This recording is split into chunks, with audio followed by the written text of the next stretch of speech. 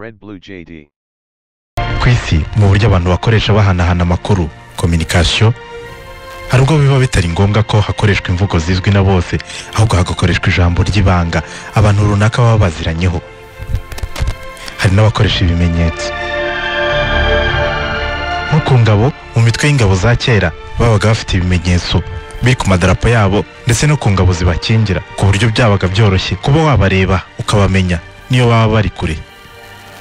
No mu bindi bintu byinshi hagiye hakomeza gukoreshwa ibimenyetso runaka abantu baba baziranyeho kugira ngo bizerane cyangwa se bibafashe kubibutsa ikintu runaka kibahuje. Mu Bugereki bwa kera niho hatangiye ikoreshwa ry'ibimenyetso symbole.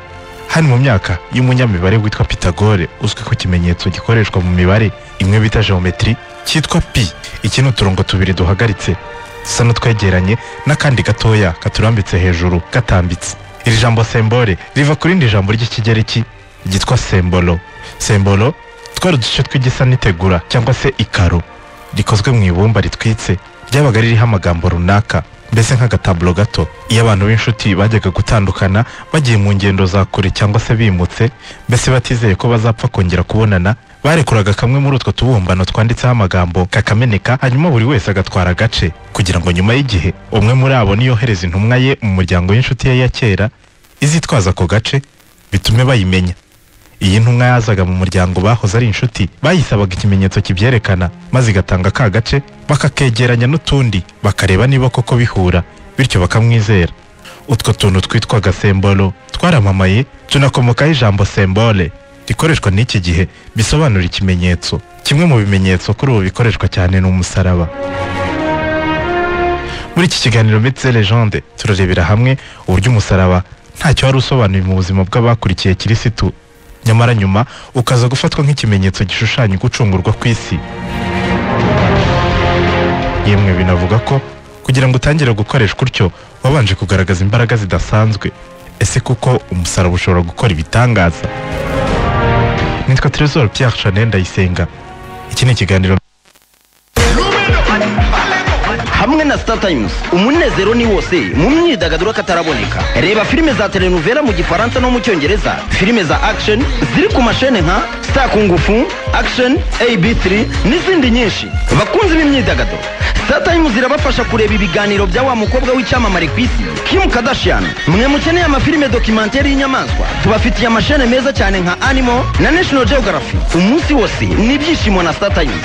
Abana bavuye ku masomo yabo, tubafitiye amafilime yabagenewe ku mashene meza cyane nka Boomerang, Nickelodeon n'izindi nyinshi cyane. Hey, abakunzi b'imikino, Star Times yabazaniye amashene meza cyane nka Star Sport Life igufasha kugorora ingingo n'izindi nyinshi zikugezaho imikino yo ku mugabane w'Uburayi yose uko yakabaye. Gura abonema ya Star Times y'amezi 3 kuri buki yariyo yose uhabwa iminsi 30 y'inyongera. Akarusho rero nuko urabasha no kwirebera amashene yose yo mu Rwanda. Iyi promotion iratangira na tariki 20 Werurwe izarangira na tariki ya 1 Gicurasi umwaka wa 2017.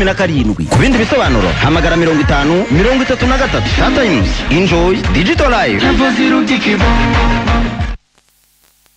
Mythes et Légendes. Umusaraba ni kimwe mu bimenyetso bikoreshwa henshi kandi na benshi ku isi. Nicyo kimenyetso kinakoreshwa n'umubare munini w'abantu mu bimenyetso byose bikoreshwa ku isi. Ugaragara ku mitako cyangwa se imyambaro y'abantu batandukanye biganjemo abihaye Imana. Unaboneka ku nzu zisengerwamo ibikoresho byo gusengesha nk'amashapure n'ibindi. Umusaraba ni kimwe mu bimenyetso bikomoka ku nkuru y'imeneka ry'amaraso. Ni nayo mpamvu nagaragara ku mva z'abashize mu mwuka. Umuco wo kubamba abantu wagaragaraga mu mahanga menshi nko mu Bagereki mu kinyejana cya 13 mbere y'ivuka rya Yezu. Abagereki bagikoresheje bwa mbere nyuma y'intambara ya Troy aho babambaga abasirikari bari barafashe bugwate nk'igihano cy'uko mu mujyi wa Troy wagiraga abantu birata cyane. Cyanakoreshejwe cyane kandi mu gihe cy'umwami Alexandre le Grand. Uretse Abagereki, iki gihano cyanakoreshejwe mu Buhinde mu myaka myinshi ishize no muri Carthage. Muri Roma bo batangiye kugikoresha mu mwaka wa 217 mbere y'ivuka rya Yezu ndetse cyanamamaye cyane muri iki gihugu nyuma y'aho abacakara bari bariyunze kuri Spartacus afatanyije na Crixus ngo bigumure kuri Roma. Batsinzwe bikomeye maze abatarapfuye bakabambwa ku musaraba. Aha hari mu mwaka wa 71 mbere y'ivuka rya Yezu. umuco w'abayahudi n'amategeko yabo ntibyateganyaga igihano cy'urupfu gupfira ku musaraba. Bateraga umuntu amabuye kugeza igihe ashiriye mu mwuka. Kwamamara kw'igihano cyo kubamba abantu ku musaraba byatewe n'inkuru imwe mu zizwi kurusha izindi ku isi, inkuru y'urupfu n'izuka rya Yezu w'i Nazareti. Nyuma yo gucira Yezu urubanza, bene wabo b'abayahudi bamuhamyaga ibyaha bavuga ko birimo gutuka Imana kandi bikaba byarahanwaga n'urupfu. Yezu yabaye umwe mu bayahudi babambwe ku musaraba. Umusaraba ntiwari mu bihano by'abayahudi, ariko kuko abayahudi bari barakoronijwe n'abaromani bagenderaga ku mategeko y'ibihano bigenwa n'amateka y'umwami w'abaromani. Nyuma y'urupfu rwa Yesu wabambwe ku musaraba, abakristo bari baramwizeye bakomeje kumukurikira ndetse banogeza inkuru nziza ye bashingiye ku kwizera kwabo ndetse n'uburyo yazutse nyuma y'iminsi 3 yamaze mu mva. Abakristo ba mbere ntibakoreshaga ikimenyetso cy'umusaraba, ahubwo ngo bawangaga kubi kuko wari igihano kigayitse nyuma y'ibindi byose abaroma batangaga, dore ko abaroma bo batanagihaga abaturage b'abaroma ahubwo bakagihanisha abaturage bo mu yandi mahanga. Nyamara uyu musaraba wari ugayitse mu mateka y'ibihugu byose abaroma bakoronizaga, waje kuba ikimenyetso umuntu yakwiratana iyo yemeraga Kristo. Umusaraba ni ikimenyetso gisobanuye byinshi ku bantu bakurikiye ubukirisitu. Ushushanya inkuru yinjiye mu mitekerereze y'abantu benshi.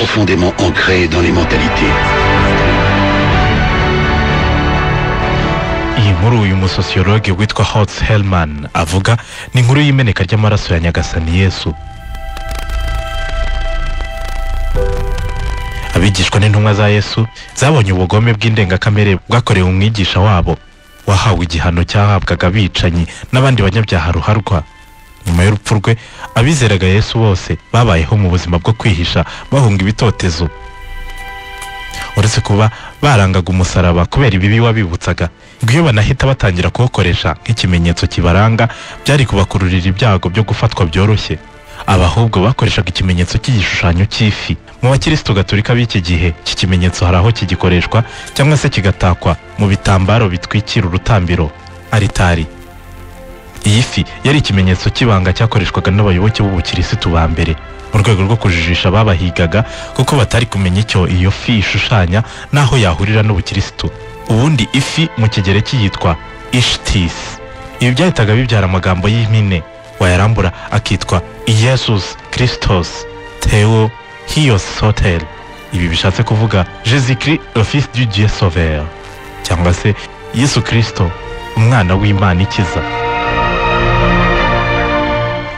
Mu myaka 312 nyuma y'ivuka rya Yesu, ubukristo nibwo busa n'ubwabonye agahenge. Iki gihe ubwami bw'abaroma bwari bugabanyijemo ibice 4. Buri teritwari iy'amajyepfo, amajyaruguru, uburasirazuba n'iburengero bwaryo byari bifite ampereri wabyo. Abana b'abampereri bo muri teritwari zitandukanye batangiye gushaka gusubiranamo, buri wese ashaka gutegeka Roma yose. Empereur Constante wari umuyobozi wa teritwari yo mu majyaruguru mu butaka bw'abaroma, nawe yaje muri iyo ntambara afite abasirikari 25,000.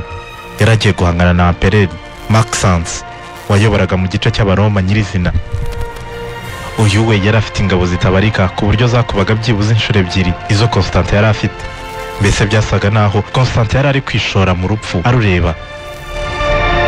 Rozebe ni umunyamateka wa mbere wa Kiliziya Gatolika yanditse ko mu ijoro ribanziriza umunsi w'urugamba rwagombaga gushamiranya impande zombi, ngo Constante ngo yasinziriye maze akarota inzozi zitangaje.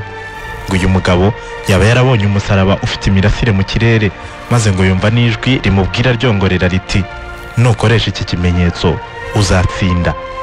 Umusosiyologe Hans Hellmann avuga ko bitumvikana ukuntu Yesu noneho yaratangiye gushyigikira abantu kurwana mu izina rye, mu gihe yari yaramaze igihe yigisha abantu bose ko umuntu nagukubita urushyi ku musaya umwe ugomba kumutegeza n'undi nawe akawudiha. C'est un concept que Jésus de Nazareth n'aurait jamais défendu. Ni ibintu Yesu atari gushyigikira. Ndabibutsa ko mu isezerano rishya ubwo intumwa ze zamubazaga niba zikwiye gukoresha intwaro zihangana n'abanzi bazo, yazisabye ko zijugunya inkota hasi, maze abwira Petero ko imvururu atari umuti w'ibibazo. None mu myaka 300 nyuma yaho ngo Constante ararwanirira Yesu. Et 300 ans plus tard, Constantin veut un bain de sang. Constante yari umusirikari akaba n'indwanyi ikomeye gusa. Ibyo kwiyumvisha ko intambara ye yari yo kwagura ubukirisitu ntibyari hafi aho. ntiyigeze atekereza na rimwe ko umusaraba wonyine wari kumufasha gutsinda Roma. We ngo yashakaga gukoresha icyo kimenyetso cyihariye ariko agashyira imbaraga mu mayeri ya gisirikari n'ubundi yari asanzwe ari bukoresha. Abasirikare be batangiye gukoresha ikimenyetso cy'impine y'amazina ya Yesu mu rurimi rw'ikigereki ariyo X na P. Iki kimenyetso cyabaga ari izo nyuguti zombi zinyuranyemo. Ni nk'ikimenyetso abasaveri bakoresha muri furari zabo. Sinaho gusa kuko n'ahandi henshi muri Kiliziya Gatolika iki kimenyetso kigikoreshwa. Aba basirikari bagishyize ku ngabo zabo, ni ukuvuga ingabo zibakingira no ku madarapo, maze bambarira kujya kurwana n'ingabo zibakubyeho bwinshi inshuro ebyiri.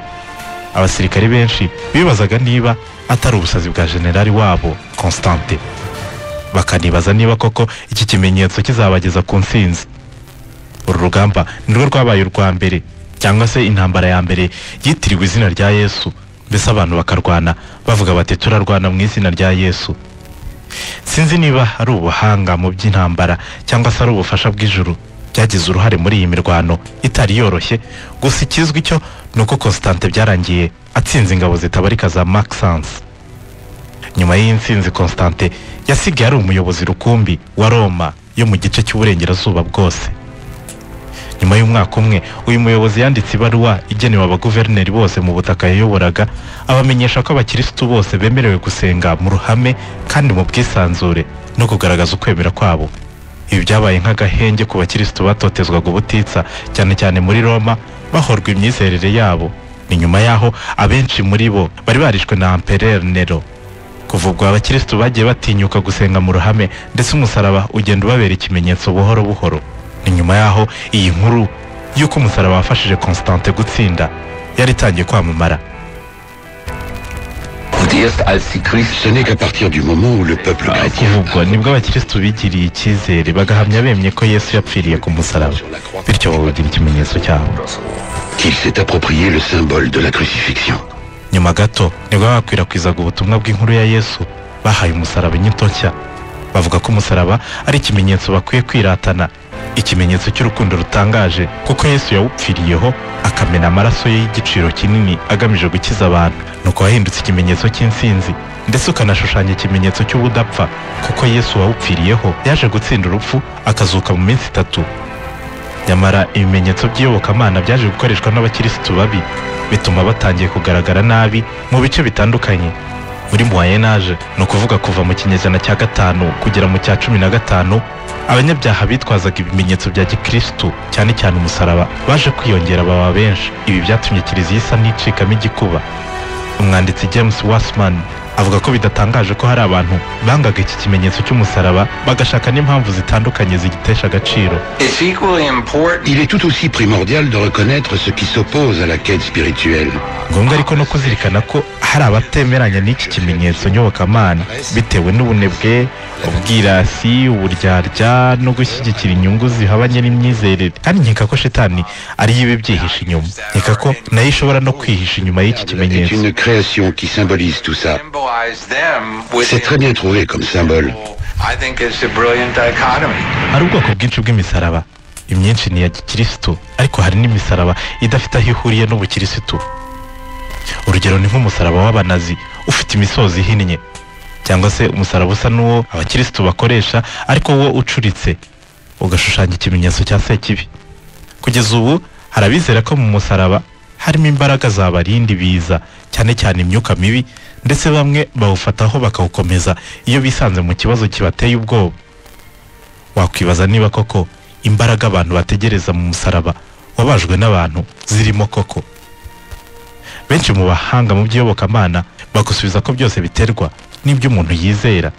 Niba wizera ko uwabambwe kuri uwo musaraba yagukiza, ubwo n'uwo musaraba wakubera ubwirukiro wo kwibutsa urukundo uwo mwami yagukunze. Mu nkundire nsoreza aha, wumvise impamvu n'igihe abakirisitu batangiriye gukoresha umusaraba nk'ikimenyetso cyo gucungurwa kwabo. Wumvise kandi ibivugwa ku bushobozi wagira mu gushoboza umuntu ibyo yita ibitangaza. Si umusaraba ubikora, ahubwo ni ukwizera uwawubambweho, ariko ntiwanawubuza kuba ikimenyetso cy'urwibutso rw'urupfu rutangaje rwe, nubwo kugeza ubu hari abatawukozwa.